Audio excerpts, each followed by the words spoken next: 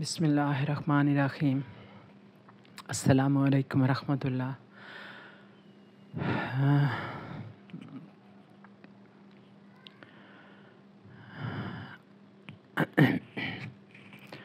السلام علیکم ورحمۃ اللہ۔ السلام علیکم ورحمۃ اللہ۔ السلام علیکم ورحمۃ اللہ۔ السلام علیکم ورحمۃ اللہ۔ السلام علیکم ورحمۃ اللہ۔ دنیا بھر میں ابتدا میں جو لین دین کے لیے طریقہ تھا وہ بارٹر سسٹم تھا، جس میں اشیاء کے بدلے میں اشیاء خریدی جاتی تھیں۔ یہ طریقہ بہت زیادہ عرصہ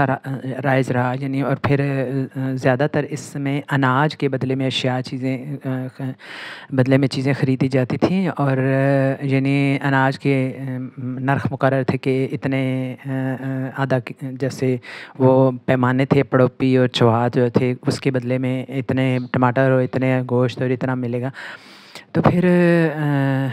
یہ طریقہ مشکل جب لگا تو پھر سکے وجود میں آئے، اور چاندی اور گولڈ کے سکے جو ہے نا ان کا رواج ہوا۔ اور پھر جب ان سکوں کے ذریعے بھی لین دین مشکل نظر آنے لگا اور بھاری لانے اور لے جانے میں یہ بھاری لگنے لگے، اور ان کے ذریعے جو لٹنے کا خطرہ لوگوں کو بہت ہونے لگا، تو انہوں نے پھر نوٹ جو تھے ان کا رواج ہوا۔ یعنی نوٹ اس طرح سے کہ رسید دے دی جاتی تھی ایک شہر سے دوسرے شہر۔ جب کوئی جاتا تھا لین دین کرنے کے لیے تو ایک ساہوکار سے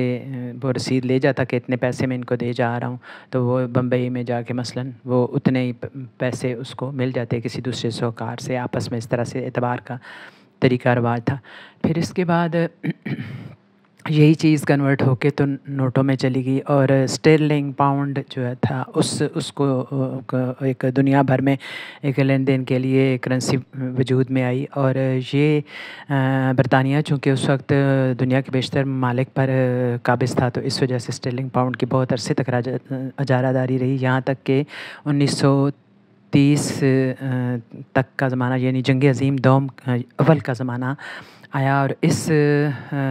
جنگ کے دوران برطانیہ بہت زیادہ معاشی بدحالی کا شکار ہو گیا، کیونکہ بہت زیادہ جنگ میں اس کا خرچہ اٹھ گیا تھا، تو یہ سارے علاقے اس کے کنٹرول سے نکل گئے اور اسٹرلنگ پاؤنڈ کی بھی کوئی حیثیت نہ رہی۔ تو اس دوران امریکہ کا ڈالر جو تھا وہ اس نے بہت زیادہ ویلیو پائی، کیونکہ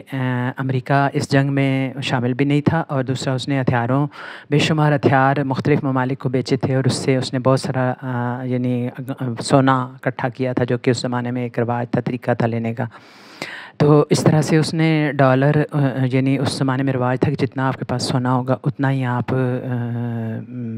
جو ڈالر ہے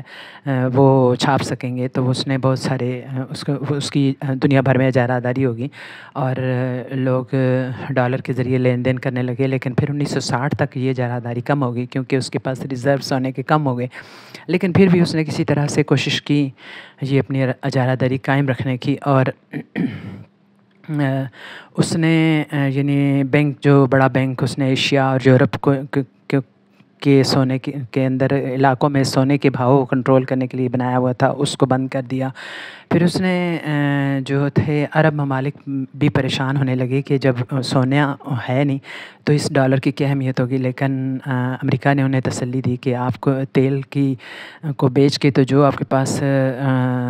بچتے ہیں اپنی ضروریات سے بڑھ کے ڈالرز، اس میں وہ آپ سرمایہ کریں امریکہ میں، اور اس طرح سے آپ کو سیفٹی رہے گی۔ پھر اس کے باوجود ایسی تحریکیں اٹھتی رہیں ڈالر کے خلاف، تو جو ہے نا جیسے کرنل قذافی جو لیبیا کے لیڈر تھے، صدر بھی رہے، تو انہوں نے کوشش کی کہ وہ یورو میں لین دین کریں، تو ان کو مروا دیا گیا۔ پھر صدام حسین نے بھی اسی طرح سے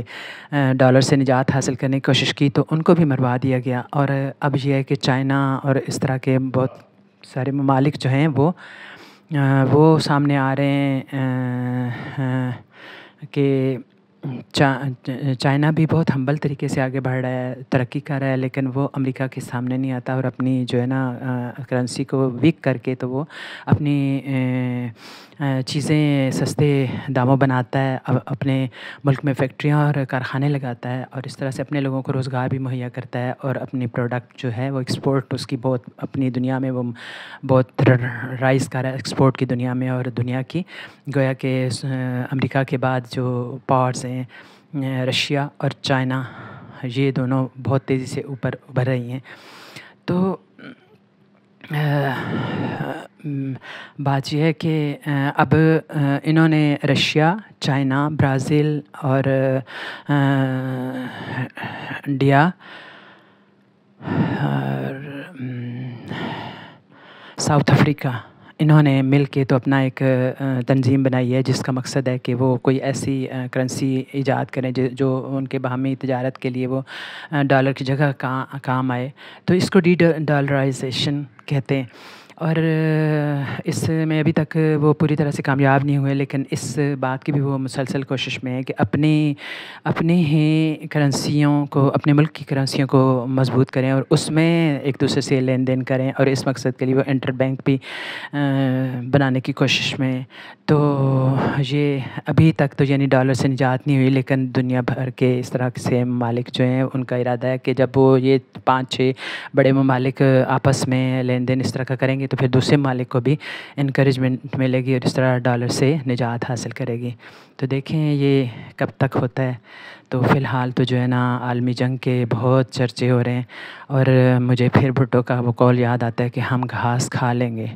لیکن ہم اپنی عزت و آبرو نہیں بیچیں گے۔ تو کاش ہم یہ سمجھ سکیں کہ ہم اپنی ضرورتیں بہت کم کریں گے تب ہمیں سروائیول ہو سکے گی، ہماری عیاشی کو ہم نے ترک کرنا ہوگا، بہت ضروری۔